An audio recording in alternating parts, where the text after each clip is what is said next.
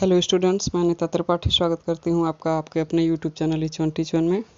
प्रिय विद्यार्थियों, कक्षा 9 यूपी बोर्ड के लिए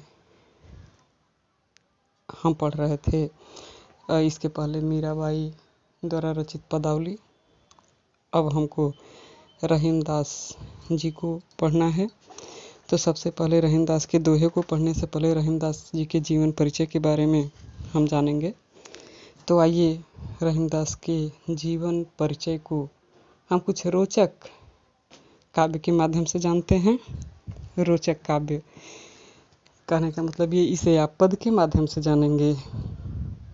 जो आपको बचपन में आप कविताएं पढ़ते थे ना, 3 लाइन 4 लाइन की याद करते थे ना, तो 4 लाइन की कविता है।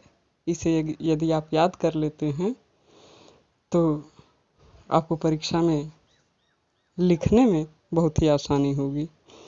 तो चलिए बच्चों, शुरू करते हैं रहीमदास जी के दोहे को। दोहा इस प्रकार है। सन 1556 में जन्मे कविवर रहीमदास, सन 1556 में जन्मे कविवर रहीमदास, 1627 में निधन, लाहौर रहा निवास। ठीक है। कृष्ण भक्ति नीति परक श्रृंगारिक थी रचनाएं, नवरत्न रहे अकबर के वे कृष्ण भक्त कहलाए। आइए अब इसे हम शुरू करते हैं। अकबर बादशाह के 9 रत्नों में से एक रत्न खान खाना की उपाधि से अलंकृत रहीमदास का जन्म लाहौर में हुआ था। लाहौर जो इस समय अब पाकिस्तान में है। इनका पूरा नाम अब्दुल रहीम खान खाना था।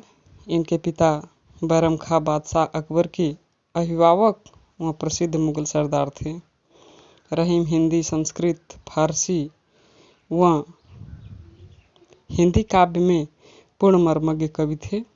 इनकी प्रतिभा को देखकर अकबर ने इन्हें अपने 9 रत्नों में शामिल किया था और उपहार स्वरूप बहुत सी जागीरें प्रदान की थीं। रहीमदास बहुत ही दयालु व दानी प्रकृति के थे। यदि कोई याचक उनके पास आ जाता था तो वो उसे कभी खाली हाथ नहीं लौटाते थे। कहते थे कि तबही लो जीबे भलो, देबे होए न धीम, जब में रहिबो कुंचित गति, उचित न होए रहीम। उनका कहना था, उनका मानना था कि जब तक मेरा देना, मेरा दान करना धीमा ना हो तब तक ही मैं जीवित रहूं। जग में रहिबो कुंचित गति, उचित न होए रहीम। और जब मैं किसी को कुछ देने लायक ना रहूं या नहीं दूं तो मुझे इस जग में रहने का कोई औचित्य नहीं है। अकबर ने इनसे प्रसन्न होकर इन्हें खान खाना की उपाधि दी थी।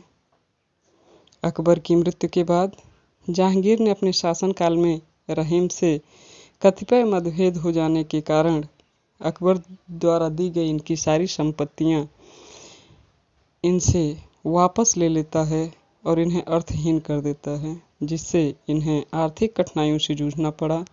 संपत्ति रहने पर जो इनको घेरे रहते थे, अब वे धीरे धीरे इनका साथ छोड़ने लगे और जो बचे भी थे उनके लिए रहीमदास ने लिखा, ये रहीम दर दर फिरे, मांग मधुकरी खाए, यारो यारी छाड़िए, अब रहीम वे ना।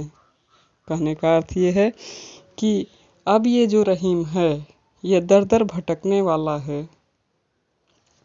ये तो खुद मांग करके खाता है। अरे यारों, अब यारी छोड़ दो, अब मेरे साथ रहना छोड़ दो। अब मैं वो रहीम नहीं रहा जो रहीम में पहले हुआ करता था। रहीम का अंतिम समय बहुत ही विपरीत परिस्थितियों में बीता। रहीम को जहांगीर ने राजद्रोही कहकर के, देशद्रोही कहकर के कारागार में डलवा दिया। अत्यंत कष्टप्रद जीवन को झेलते हुए रहीमदास ने अपने जीवन के दोनों पहलुओं यानी सुख को भी देखा और दुख को भी बड़े करीब से देखा। शासक द्वारा दी गई तमाम यातनाओं को झेलते हुए जिंदगी ने अनेक संघर्षों पर 1627 ईस्वी में विराम लगा दिया और यह कृष्णोपासक अपना नश्वर शरीर त्याग कर सदा के लिए कृष्ण की ज्योति में समा गया। रहीमदास की कुछ प्रमुख रचनाएं इस प्रकार हैं। रास पंचाध्यायी, रहीम रत्नावली, रहीम सतसई, नगर शोभा, बरवे नायिका भेद, श्रृंगार सोरठा, फुटकल बरवे, फुटकल कबित सवैये आदि। तो प्यारे बच्चों, मैंने रहीमदास की जीवन परिचय को बहुत ही रोचक ढंग से पढ़ाने की कोशिश की है। उम्मीद करती हूँ कि आपको पसंद आया होगा। यदि आप लोगों को मेरा पढ़ाया पसंद आता है तो प्यारे बच्चों इसे लाइक, शेयर और कमेंट करें। साथ ही यदि आप मेरे चैनल पर नए हैं तो मेरे चैनल को सब्सक्राइब करें और बेल आइकन को प्रेस करें, जिससे कि मेरे सारे नोटिफिकेशन आपको मिलते रहें। Okay, thank you.